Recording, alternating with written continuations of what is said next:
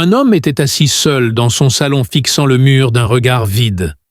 Son esprit vagabondait vers un endroit bien au-delà de ce monde où des êtres inimaginables pour l'humanité existaient. Il avait tant essayé d'enterrer ses souvenirs, mais ils revenaient sans cesse. Cela faisait des années qu'il était revenu sur Terre, des années qu'il était parti.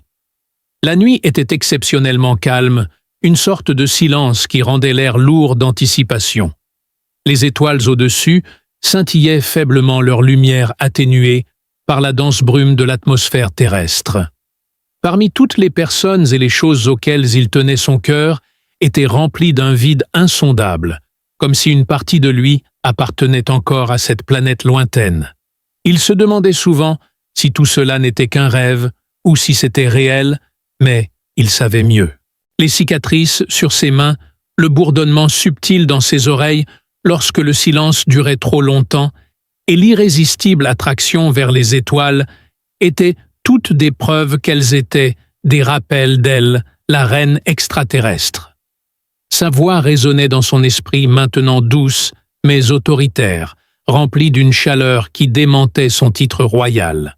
Elle avait été à la fois sa peau irisée scintillait comme de la lumière d'étoiles liquides et ses yeux contenaient des galaxies. Quand elle parlait, ce n'était pas seulement des mots, c'était une symphonie d'émotions enveloppée dans des tonalités qu'aucune langue humaine ne pouvait reproduire.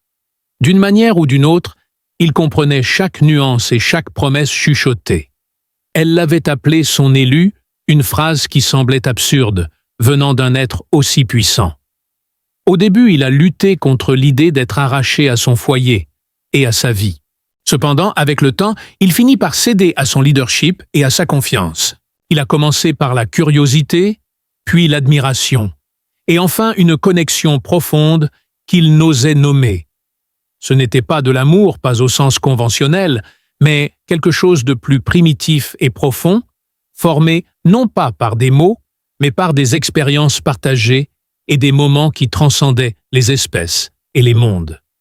Maintenant, alors qu'il était assis dans la faible lumière de sa lampe solitaire, il ressentit à nouveau sa présence, non physiquement, mais dans la façon dont l'air semblait changer autour de lui, chargé d'une énergie qui palpait sa peau, accélérait son pouls et lui coupait le souffle. La fenêtre de l'autre côté de la pièce se brisa avec un fracas audible, envoyant des éclats de verre scintiller comme des diamants en tombant au sol. Une silhouette enveloppée d'ombre se tenait parmi les éclats, sa silhouette surnaturelle et inoubliable. Alors que la poussière se dissipait, la silhouette fit un pas en avant, se révélant être la reine extraterrestre. Sa silhouette était encore plus éblouissante qu'il ne s'en souvenait, sa beauté éthérée, amplifiée par la lumière de la lune. Ses mouvements étaient mesurés et gracieux, comme si le sol lui-même reconnaissait son pouvoir. Ses longs membres dégageaient une allure envoûtante, et son exosquelette irisé reflétait la lumière tamisée de la pièce, créant un kaléidoscope de teintes prismatiques sur les murs. Pendant un moment gênant, ils restèrent silencieux, comme pris dans un limbe d'invitation à l'incrédulité. Graduellement, elle tendit une main délicate vers lui, ses doigts ornés de griffes délicates, en forme de croissant de lune. La touche de Moons exhalait sécurité, familiarité et chaleur pas menace. Dans ce geste, elle exprimait 1000 mots non prononcés, une supplication qui n'avait pas besoin de traduction. « Tu m'as manqué !» dit-elle enfin, sa voix résonnant profondément en lui. Ce n'était ni en anglais, ni dans une langue qu'il connaissait, mais il comprenait parfaitement. Il se sentait déchiré entre la vie qu'il avait construite ici et celle qu'il avait laissée derrière lui. Ici, il avait trouvé la routine et la solitude, mais à l'époque, il y avait elle. Là-bas, il a trouvé un but, un sens et une appartenance. Ses expressions s'adoucirent alors qu'elle s'approchait peut-être en percevant son tourment. Il se tenait enfin face à face, et son parfum, un mélange de tang métallique et de quelque chose de doux et floral, mais pourtant étranger, évoquait des souvenirs qu'il pensait avoir enfermés des immenses forêts cristallines, des ciels bioluminescents et le bourdonnement des créatures qui chantait à des fréquences que seule elle pouvait entendre. Dans un murmure, sa voix tremblait, révélant une vulnérabilité. Il n'avait pas anticipé que tu es mon égal, mon amour. Il voulait argumenter et lui dire qu'il n'était rien de spécial, juste un homme qui avait eu la chance de croiser son orbite. Mais en regardant dans ses yeux, il vit la vérité gravée en elle. Il était extraordinaire pour elle. Il comptait. Il ouvrit la bouche pour répondre, mais aucun mot ne sortit. Au lieu de cela, il leva la main avec hésitation, sa main flottant à quelques centimètres de la sienne, pendant une seconde fugace, le doute obscurcissant son jugement. Ses aveux l'ont frappé comme un coup de tonnerre. Il se sentait incomplet sans toi.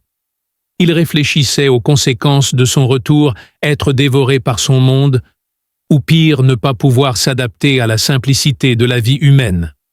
Cependant, elle-même combla le fossé, ses doigts frais, touchant sa paume. La sensation était électrique et indéniable. C'était comme si l'univers avait orchestré leur rencontre, chassant ses peurs et ses doutes d'un seul contact. « Nous devons nous dépêcher », souligna-t-elle, son ton urgent, car le portail ne resterait pas ouvert longtemps. Instinctivement, il lui faisait confiance, même si ce n'était pas logique, compte tenu de leur situation actuelle. D'un signe de tête, il la suivit vers la fenêtre brisée à l'extérieur. La nuit était remplie de lumières étranges, de couleurs changeantes et dansant à travers le ciel, comme des aurores détachées des pôles. Leurs pulsations battaient de manière rythmique, synchronisée avec son cœur qui s'emballait. Au-delà d'eux se dressait une structure massive scintillante et translucide pulsant d'énergie. Silencieusement suspendue au-dessus des arbres projetant une lumière étrange sur le paysage. À mesure qu'il s'approchait, il en vint à une réalisation, ce n'était pas seulement quitter sa maison. C'était entrer dans l'inconnu et se rendre à des forces qui le dépassaient. En regardant la maison une dernière fois avant de continuer, il ne ressentit aucun regret, seulement une détermination. Avec sa présence constante à ses côtés, ils marchèrent vers le portail, et le pôle devint plus fort, l'attirant inexorablement vers lui. Alors qu'il franchissait la porte illuminée, un sentiment palpable de renouveau et de retrouvailles l'envahit. Mais alors, en sortant dans le monde extraterrestre, un kaléidoscope de couleurs et de sons assaillit ses sens. Des structures cristallines gigantesques s'élevaient vers le ciel, leur surface réfractant la lumière en motifs éblouissants. Des créatures comme il n'en avait jamais vu se précipitaient à travers le terrain, certaines d'entre elles brillaient. Il pouvait entendre des bourdonnements graves qui résonnaient à travers la terre sous lui. L'air avait un mélange étrange de senteurs métalliques et sucrées, avec des notes de fleurs et quelque chose de complètement différent. Respirer était une montée d'adrénaline, l'énergie brute d'une planète grouillante de vie. Mais le chaos ne se limitait pas au monde naturel. Les sujets de la reine chargeaient dans toutes les directions, leurs mouvements saccadés et désarticulés.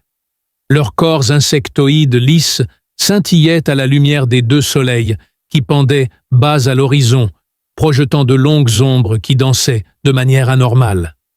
Certains d'entre eux portaient des armes. Leur bavardage rapide de clics et de pépiments rendait leur communication difficile à comprendre pour lui, mais il était évident qu'ils étaient sous une pression intense. « Que se passe-t-il » demanda-t-il sa voix, à peine audible au-dessus du vacarme. Elle ne répondit pas tout de suite, fixant plutôt son regard sur l'horizon, où une sombre nuée se profilait. Ce nuage n'était pas une tempête au sens traditionnel, mais plutôt une masse tumultueuse de filaments noirs qui se tordaient comme des êtres vivants. La vue de cela lui fit froid dans le dos, une réaction profonde qu'il ne pouvait contrôler. L'obscurité imminente l'effrayait plus que tout, mais l'expression sinistre du voile et ses traits ombragés le faisaient se sentir encore plus vulnérable et fragile. « C'est un vide », expliqua-t-elle en désignant la masse menaçante, une force qui consomme tout ce qu'elle touche, les mondes, les civilisations, la vie elle-même, mon peuple.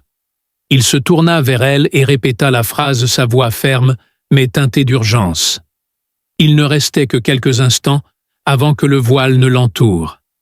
Elle détourna le regard un instant avant de revenir à lui, ces mots portant un lourd sous-entendu d'échec implicite. Il la fixa, essayant de comprendre l'énormité de ses paroles. Ce n'était pas simplement une question de leur retrouvaille ou de son retour dans son monde. Quelque chose de bien plus grand était en jeu, et il devrait être impliqué peu importe sa préparation. « Tu as besoin de moi », dit-il, sa voix remplie de réalisation.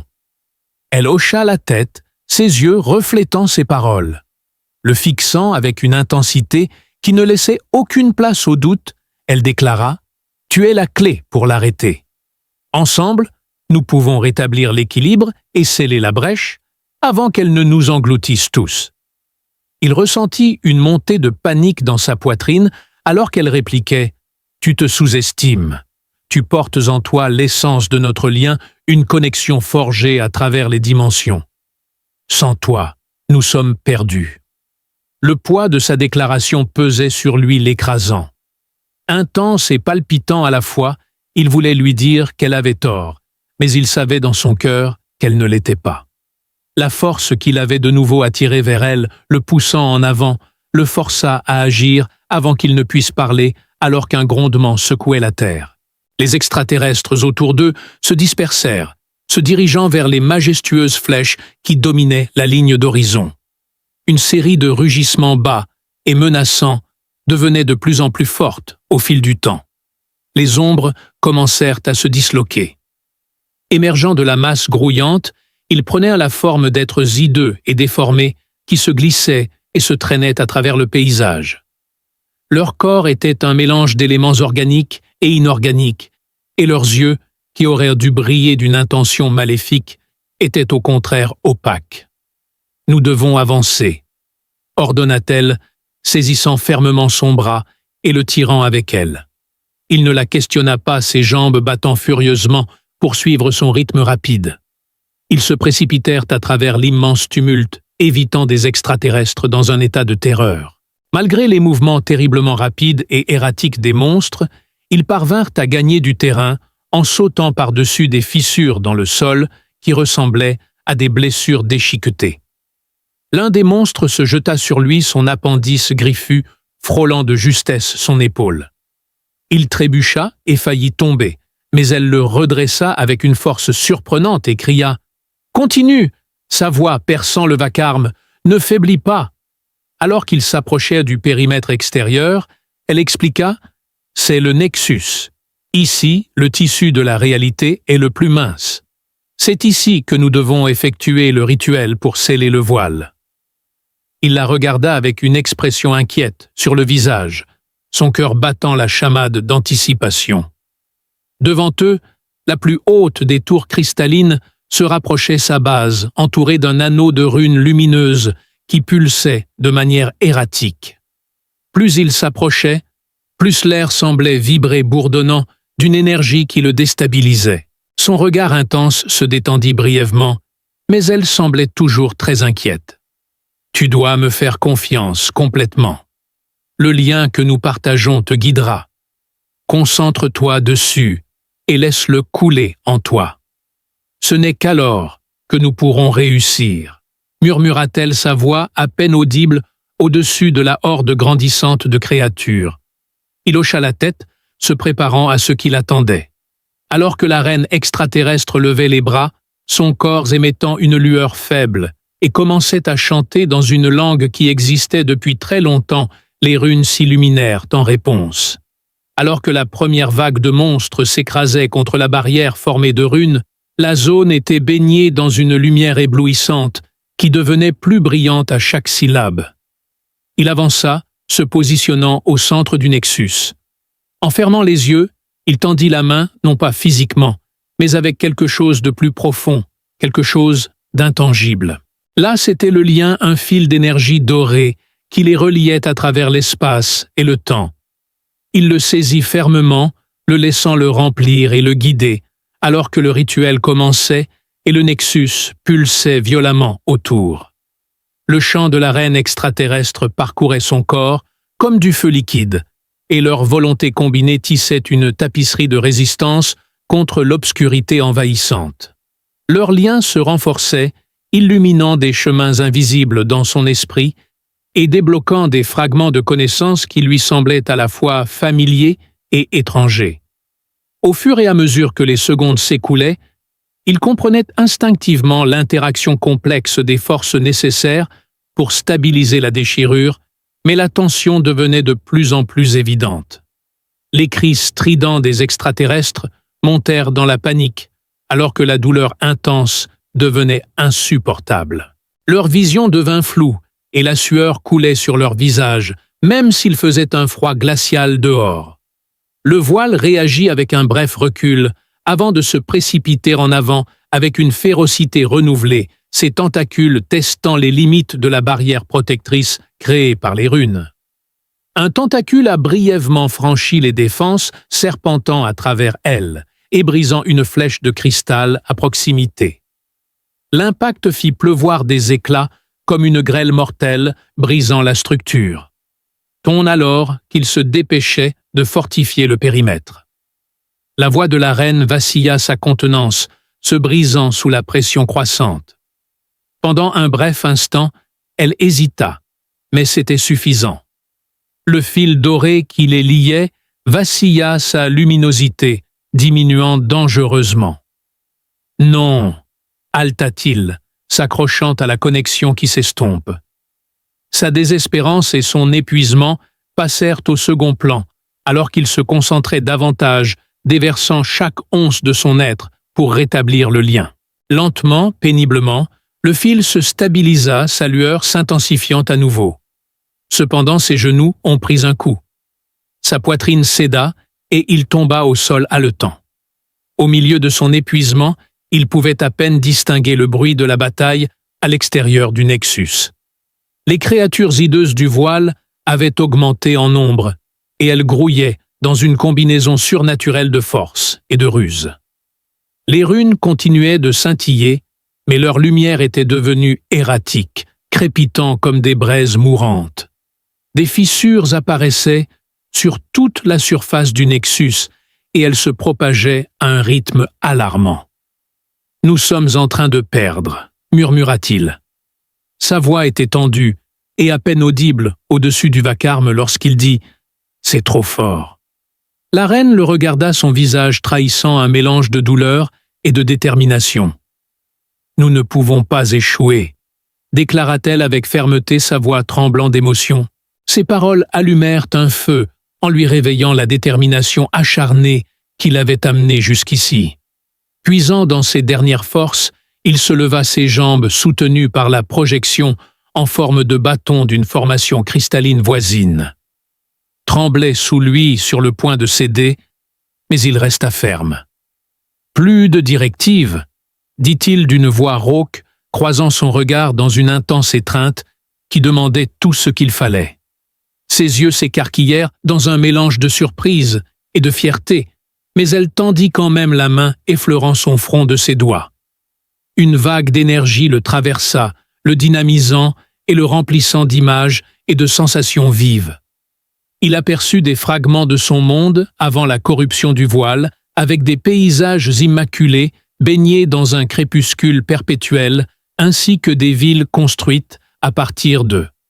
Alors qu'il se tenait au sommet du Nexus, les bras étendus, il se sentit se transformer en un conduit de lumière pure. La vision fut brève, mais elle ne laissa aucune place au doute quant à ce qui devait être fait. « Tu dois devenir l'encre », murmura-t-elle avec urgence, « laisse le lien te consumer. » Les organismes vivants autour de lui pulsaient d'une énergie harmonieuse et il ressentit son dévouement indéfectible à protéger son peuple à tout prix. Canaliser pleinement son pouvoir, seulement alors pourrons-nous sceller définitivement la brèche. Un sentiment de terreur rongeait ses pensées, menaçant de destruction ou même de sa propre mort. Cependant, il se força à se redresser sa voix, perçant le tumulte comme une lame, et il déclara avec confiance « Je suis prêt ». Des larmes montèrent à ses yeux, alors qu'elle recula pour lui donner de l'espace. Mais derrière la peur se cachait une profonde compréhension que ce sacrifice était essentiel non seulement pour elle et son peuple, mais pour quelque chose de plus grand et d'universel. Les chants se sont intensifiés une fois de plus cette fois, avec les voix combinées de son peuple. Un fil doré scintillait l'entourant comme un cocon radieux. Il ferma les yeux, se laissant emporter par la montée de pouvoir qui parcourait son corps. À ce moment-là, le temps semblait s'arrêter et la réalité semblait se plier et se déformer, se transformant autour de lui. Il se sentait grandir, transcendant sa forme mortelle, et l'angoisse, la peur et la douleur éternelle qui l'avaient tourmenté s'estompaient en euphorie, et finalement, la paix l'avait remplacé. Pendant un instant, il était à la fois ici et là, absorbant l'immensité de la création alors qu'elle se déployait devant ses yeux. Puis, comme dans un cauchemar, le nexus éclata en une lumière éblouissante, envoyant des ondes de choc vers l'extérieur qui brisèrent l'obscurité menaçante et dispersèrent les formes monstrueuses comme de la cendre dans le vent. Le voile se retira dans une réaction violente, ses tentacules se repliant comme s'ils étaient brûlés lentement et avec agonie. La déchirure commença à se refermer ses bords, se rejoignant avec des fils d'énergie dorée. Alors que la lumière s'estompa enfin, un silence tomba sur toute la scène. Sur le champ de bataille, les extraterrestres restants regardaient avec émerveillement le Nexus désormais stable. Leurs visages trahissaient un mélange de soulagement et de révérence. Parmi eux se trouvait la reine qui était visiblement épuisée, mais irradiait une joie indescriptible. Au centre du Nexus, cependant, se tenait une figure à la fois humaine et altérée. Sa poitrine se soulevait et s'abaissait faiblement, signe d'une vie s'accrochant désespérément à l'existence. Le lien était intact, bien que diminué, et il pulsait doucement comme un battement de cœur. Des larmes coulaient sur son visage alors qu'elle s'agenouillait.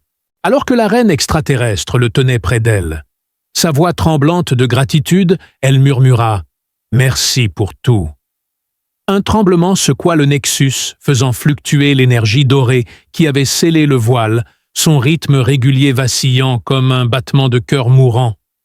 Ses yeux s'élargirent d'alarme, alors qu'elle levait les yeux, où de fines fissures initialement imperceptibles se propageaient à travers la structure cristalline du Nexus. « Non », murmura-t-elle, sa voix tremblant de peur, « ce n'est pas fini. » Puis elle comprit. Elle ressentit un impact physique, alors que le rituel scellait temporairement la brèche. Mais le voile restait au-delà de l'horizon, sa présence malveillante pulsatant faiblement comme une plaie ouverte qui refuse de guérir. Pire encore, la pression de canaliser une telle puissance immense avait déstabilisé le Nexus menaçant de faire s'effondrer tout ce pourquoi ils avaient lutté. Elle le regarda le cœur lourd de culpabilité et de désespoir, car il avait sacrifié trop de choses pour sauver son monde. Sa détermination s'estompa, alors qu'elle fermait les yeux, posait une main sur sa poitrine et le contactait télépathiquement. Il semblait dériver dans une mer de souvenirs fragmentés, déchirés entre des rêves de la terre et des visions de son passé. Elle avait besoin de lui pour stabiliser le Nexus, l'ancrant définitivement avec la même connexion qui avait relié leurs deux mondes. L'idée de lui demander plus était cruelle et insupportable, mais elle savait qu'elle n'avait pas le choix. Grâce à sa douce persuasion, elle le guida vers la conscience alignant les fragments de son identité. Chaque pas était douloureusement lent, rempli de résistance de son subconscient, qui cherchait refuge dans l'oubli, plutôt que de faire face à une douleur supplémentaire. Malgré le chaos au fond de tout cela, le lien restait une lueur vacillante d'espoir. « Pardonne-moi », murmura-t-elle, les larmes coulant sur son visage. Elle ne voulait pas abandonner, et le lien mental entre eux se renforçait. « Que s'est-il passé » demanda-t-il d'une voix rauque. « Le voile est contenu », expliqua-t-elle en hâte son ton urgent. « Mais le Nexus est en train de faiblir. Si nous n'agissons pas bientôt, il se détruira et rouvrira la faille. »« Tu veux que je le refasse » demanda-t-il d'un ton neutre, ses mots teintés de résignation. Son silence valida ses peurs pendant un moment. La frustration montait en lui, et il serra les poings, respirant à peine, alors qu'il luttait contre le désespoir. Comment pouvait-il endurer une autre épreuve alors que son corps se sentait vide et son esprit épuisé? Juste au moment où il s'apprêtait à protester davantage, une agitation soudaine éclata à l'extérieur du Nexus. Des cris et des hurlements remplissaient l'air, tandis que les extraterrestres restants se dispersaient dans la terreur. À mesure qu'il s'approchait, il aperçut un nouveau danger se profiler dans l'ombre. La silhouette humanoïde, mais horriblement déformée, avait des membres anormalement longs, se terminant par des griffes acérées qui scintillaient dans la faible lumière. Son visage, sans traits, irradiait de l'intelligence surpassant même les créatures sans esprit qu'ils avaient rencontrées auparavant. L'horreur de la reine était palpable, alors qu'elle voyait la silhouette avancer lentement, sa présence menaçante, la faisant douter de la réalité de la situation. Les mouvements de l'entité étaient fluides et délibérés, et derrière elle se traînaient des filaments d'obscurité. Le voile s'accrochait à sa forme comme un suaire, et à mesure qu'il s'approchait, l'air devenait plus froid et plus lourd, suffocant. Les runes autour du Nexus crépitèrent et s'éteignirent, leur énergie protectrice siphonnée par l'entité. Elle s'en rendit compte à voix haute, sa voix teintée de panique, que si cela nous atteint, il n'aura pas besoin de finir la phrase « Nous savons tous les deux ce qui est en jeu ». Ce n'était pas juste un vestige du voile, c'était quelque chose de bien pire, un présage, un fragment du vide devenu sensualité. Il s'appuyait lourdement sur elle pour se soutenir, alors qu'il luttait pour se tenir droit, sa voix à peine audible. « Que faisons-nous » demanda-t-il, sa peur se transformant en détermination. « Nous nous battons. » Juste au moment où il allait répondre, elle le lâcha et avança levant les bras en signe de défi. Une vague d'énergie jaillit d'elle, créant une barrière scintillante qui les séparait de la créature approchante. La créature s'arrêta, inclinant la tête alors qu'elle. La créature bondit avec un rugissement guttural déchirant le mur de papier. La force de l'impact la fit reculer en titubant, et elle haleta en luttant pour se relever. Voir sa vulnérabilité a éveillé en lui un instinct de la protéger à tout prix. Rassemblant tout son courage, il se redressa, se plaçant fermement entre elle et la créature. Ses mains tremblaient, alors qu'il les levait paumes vers l'extérieur, comme s'il voulait faire émerger une force latente. Il fut stupéfait par le pouvoir qui s'éveillait en lui. Une lueur subtile s'intensifiant à chaque seconde qui passait, irradiait de ses doigts. Le lien qui avait été dormant en raison de son épuisement se raviva, lui procurant une montée d'énergie à la fois inconnue et familière. La créature s'arrêta, ses yeux dorés se plissant alors qu'elle l'observait. Pendant un instant, le doute scintilla sur son visage hideux, révélant une petite ouverture. Saisissant une opportunité, il canalisa toute sa force dans la lumière, la transformant en un faisceau concentré qui jaillit comme une lance. L'attaque frappa avec une précision perçante. La poitrine de la créature fut percée, provoquant un cri perçant. Un noyau noir s'écoulait de la plaie, éclaboussant et crépitant en touchant le sol. Cependant, au lieu de s'effondrer, l'entité recula, en trébuchant sa forme, se modifiant et se tordant là où la blessure aurait dû être fatale. Des tentacules d'obscurité entourèrent la plaie, la refermant à une vitesse surnaturelle. « Ça guérit !» s'exclama-t-il, sa voix remplie de panique. La reine le rejoignit, sa voix tendue, mais déterminée. Son essence est liée au voile.